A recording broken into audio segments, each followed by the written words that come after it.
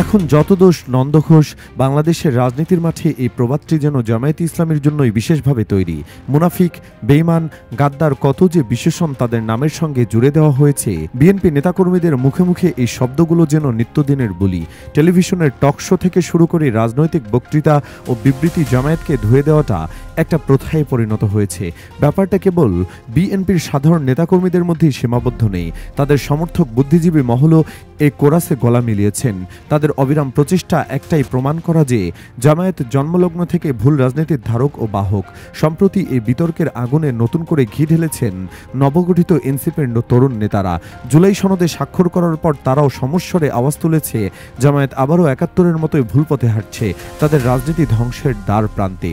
কিন্তু বাস্তবতা আসলে কি? কিছু নতুন রাজনৈতিক দলের অপরিণত বক্তব্য না হয় বাদই দেওয়া গেল, কিন্তু বিএনপির মতো একটি মুরব্বী ও অভিজ্ঞ রাজনৈতিক দলের নেতারা যে ইদানিং স্মৃতিভূম ঘটেছে, তারা কি সত্যিই ভুলে গেছে জামায়াতের ত্যাগ, সংগ্রাম আর লড়াইয়ের সেই সব গল্প যা একসময় বাংলাদেশের রাজনীতির গতিপথ নির্ধারণ করে দিয়েছিল? মনে হচ্ছে তাদের কিছুই মনে নেই, সবটাই যেন বিস্মৃতির অতল গহ্বরে হারিয়ে গেছে। সম্ভবত বাংলা সিনেমার সেই বিখ্যাত লাঠির বাড়ির চিকিৎসা এখন তাদের ওপর প্রয়োগ করার সময় এসেছে। কে জানে এই টোটকায় যদি কাজ হয়, যদি তাদের স্মৃতি ফিরে আসে। এই বিস্তৃতপ্রায় ইতিহাস মনে করিয়ে দিতে হলে আমাদের ফিরে যেতে হবে বহু বছর পেছনে, সেই ১৯৮০-এর দশকে। সময়টা ছিল স্বৈরশাসক হুসেন মোহাম্মদ এরশাদের শাসনামল। দেশজুড়ে তখন স্বৈরাচার বিরোধী আন্দোলন দানা বাঁধতে শুরু করেছে, কিন্তু প্রধান দুই দল আওয়ামী লীগ ও বিএনপি একে অপরের সঙ্গে কাজ করতে নারাজ। তারা আলাদা আলাদাভাবে আন্দোলন করছিল, যা এরশাদের ক্ষমতাকে তেমন একটা নাড়া দিতে পারছিল না। ঠিক তখনই রাজনৈতিক দৃশ্যপটে এক অভাবনীয় অনুঘটকের ভূমিকায় অবতীর্ণ হয় জামায়াতে ইসলামী। সালটা ১৯৮৬। জামায়াতের প্রথম উদ্যোগ নিয়ে বিএনপি এবং আওয়ামী লীগকে এক টেবিলে বসিয়ে যুগপৎ আন্দোলনের জন্য রাজি করিয়েছিল। এটা কোনো ছোটখাটো সাফল্য ছিল না। যেই দল একে অপরের ছায়া মারাতে চাইতো না, তাদের এক কাতারে এনে দাঁড় করানো ছিল এক বিশাল রাজনৈতিক অর্জন। আর এই আন্দোলনের মূল দাবিটি কি ছিল? এরশাদের পদত্যাগ এবং একটি নির্দলীয় তত্ত্বাবধায়ক সরকারের অধীনে জাতীয় নির্বাচন। আশ্চর্যের বিষয় হলো, এই তত্ত্বাবধায়ক সরকার ধারণাটিও ছিল জামায়াতেরই ব্রেন চাইল্ড। আজকের প্রজন্ম হয়তো জানে না, কিন্তু ১৯৮১ সাল থেকে জামায়াত এই ফর্মুলা নিয়ে কথা বলছিল। যখন বেগম জিয়া আর শেখ হাসিনা কেবল এরশাদের অধীনে একটি নির্বাচনের দাবিতে আন্দোলন করছিলেন, তখন জামায়াত নেতারা তাদের দূরদর্শী এক প্রশ্ন করেছিলেন।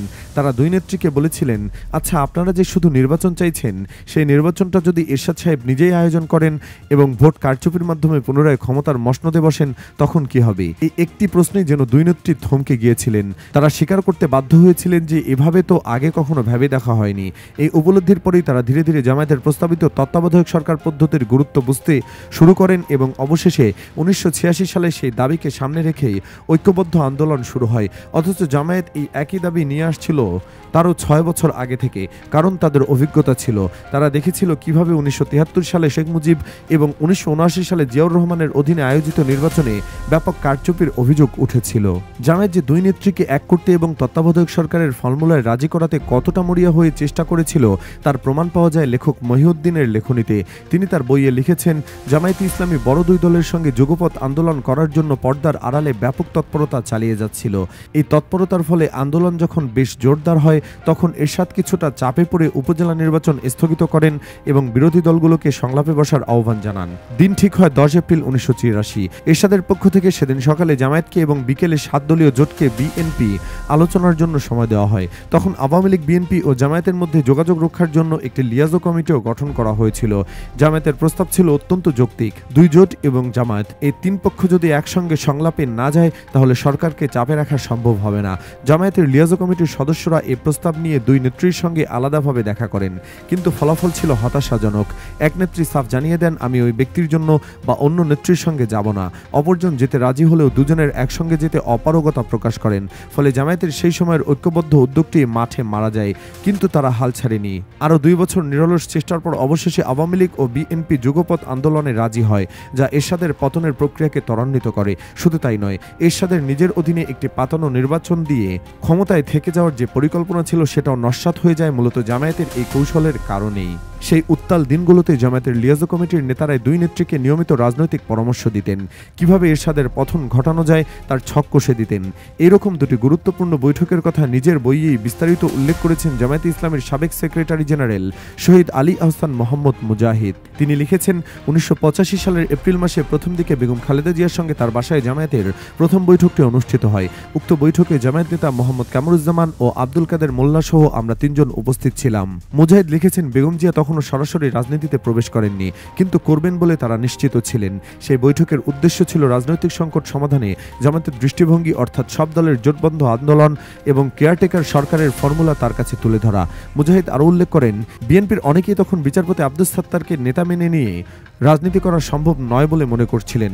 ভবিষ্যৎ নেতৃত্ব যে বেগম জিয়ার হাতেই অর্পিত হচ্ছে, এটা জেনেই আমরা যোগাযোগ শুরু করি।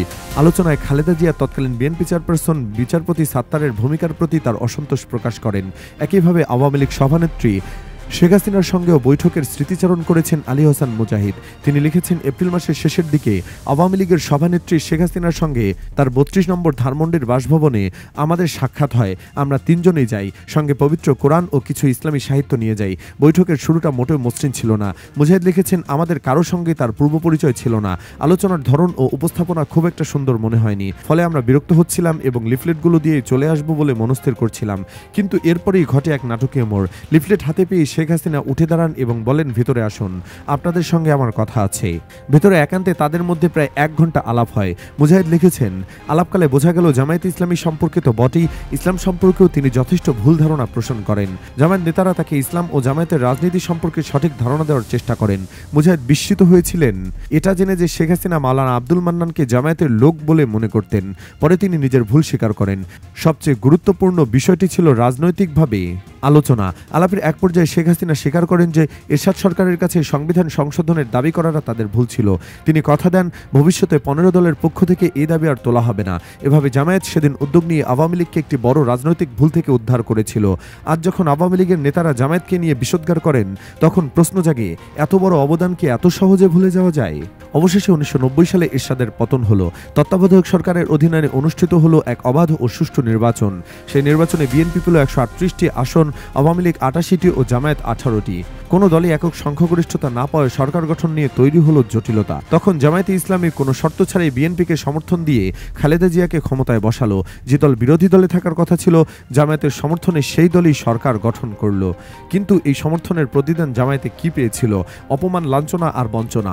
তাদের কোনো মন্ত্রিত্ব দেওয়া হলো না, ক্ষমতার অংশীদারিত্বের কোনো স্বীকৃতি মিলল না। উল্টো খালেদা জিয়ার সরকার জামায়াতের তৎকালীন আমির অধ্যাপক গোলাম আজমকে গ্রেফতার করলো। জামায়াত শিবিরের নেতাকর্মীদের ওপর চালানো হলো অকথ্য জুলুম। বিএনপি হয়তো ভেবেছিল জামায়াতকে দুর্বল করে তারা লাভবান হবে, কিন্তু ইতিহাস সাক্ষী 1996 সালের নির্বাচনে এই জুলুমের ফলাফলই তারা পেয়েছিল। এরপর 2001 সালে জামায়াত সব ভুলে আবারও বিএনপির সঙ্গে জোট করলো। এবার তাদের 2টি মন্ত্রণালয় দেওয়া হলো বটে, কিন্তু ক্ষমতায় থাকা বিএনপি বারবার দুর্নীতিতে চ্যাম্পিয়ন হতে লাগলো। হাওয়া ভবনের সৃষ্টি, তারেক রহমানের 10% বাণিজ্য, এসব কারণে মানুষ সরকারের উপর ত্যক্ত বিরক্ত হয়ে উঠেছিল। চারদিকে আন্দোলন সংগ্রাম, সরকার যায় যায় অবস্থা। কিন্তু তখনও জামায়াতি বিএনপিকে তৃণমূল থেকে সমর্থন জুগিয়ে গিয়েছিল আওয়ামী লীগের ক্ষমতায় আসা ঠেকাতে। জামায়াতের সমর্থনের কারণেই সেই সরকার 5 বছর মেয়াদ পূর্ণ করতে পেরেছিল।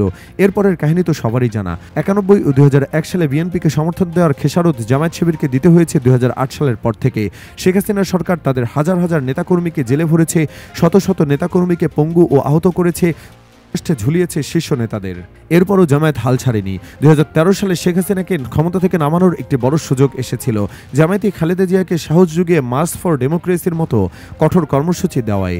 কিন্তু কর্মসূচির দিন বিএনপি নেতারা যেন কর্পূরের মতো উবে গেলেন। তাদের নেত্রী বালু ভর্তি ট্রাকের অজুহাতে আটকে রইলেন। সেদিনও জামায়াত শিবির একাই মাঠে নেমেছিল।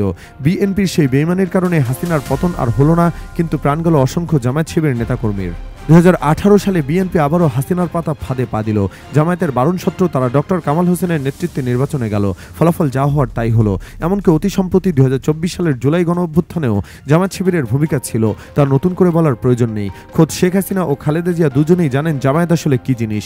এরশাদের পতনের সময় জামায়াতের বুদ্ধিদীপ্ত কৌশলে তারা ভুলেননি।